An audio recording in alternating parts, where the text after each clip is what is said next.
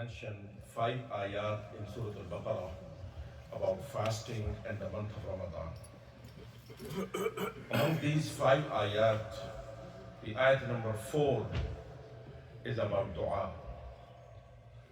And Rasulullah sallallahu alayhi wa sallam mentioned dua in a special way. That Allah subhanahu wa ta'ala loves people that they make dua. And why it is mentioned in the middle of the fasting ayat or the Ramadan ayat, which is the only place in the whole Quran where the fasting and Ramadan is mentioned in Surah Al-Baqarah. And out of these 5 ayat, one is only on the dua. Because fasting is ibadah and Ramadan is the month of ibadat. And one of the ibadah that Allah loves most is the dua. There are two kinds of du'as. One is called dua al-mas'alah. When we have a problem, we ask Allah, we ask forgiveness. But there is a dua al-ibadah, because dua by itself is a ibadah. Although every ibadah that we do, it becomes a dua, but dua besides the time of tragedies, besides the hardship, when a person is doing good, at that time when he makes dua to Allah subhanahu wa ta'ala, that dua is recorded and is mentioned that the righteous and the pious people are those that not only they make dua at the time of difficulties, but they make dua all the times. When they are doing good even, they make dua. Because when we make dua, what is happening? I'm talking to Allah. My iman is at the highest level. I am telling Allah subhanahu wa ta'ala that, Ya Allah, how much I love you, how much I believe you. You are the only one that I am here to talk to ask my problems, my issues. And this conversation takes my iman to the next level. That's why Rasulullah sallallahu alayhi wa sallam said, Ad-du'a'u huwa al-ibadah, or Ad-du'a'u mukhu al-ibadah. The khulasa, the summary, the juice of all the ibadat, the person gets connected with Allah. He is talking or she is talking to Allah subhanahu wa ta'ala. And whenever, my respected brothers and sisters, somebody talks to Allah, Allah never ignores. Allah always responds to him. Allah always accepts the dua, because this is the promise of Allah. وَإِذَا سَأَلَكَ عِبَادِي عَنِّي فَإِنِّي قَرِيبٌ. When they ask my servants, the word over here is ibadi. You know, ibad is the plural of abd, which Allah loves. So whenever Allah subhanahu wa ta'ala wants to show His love, He used the word ibad. Not the word abid, which is also mentioned in the Quran.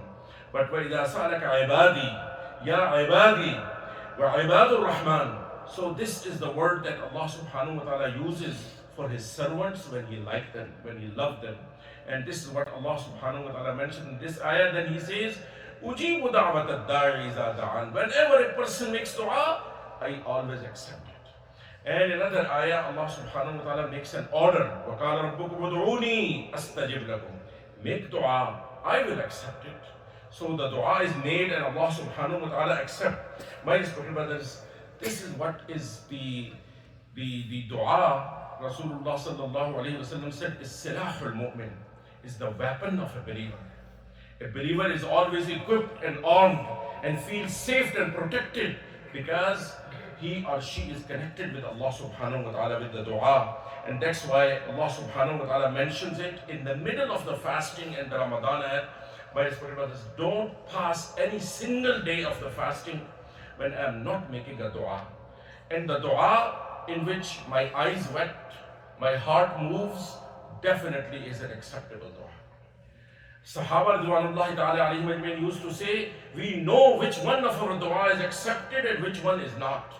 The dua which is making my condition different, my eyes, my heart is moving, I'm trembling and shivering and I'm begging Allah and I'm standing in front of that powerful, then I know this dua has been accepted. So we try to make this dua, we try to make our eyes wet.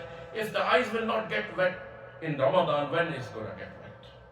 So we try it. May Allah subhanahu wa ta'ala makes our heart soft.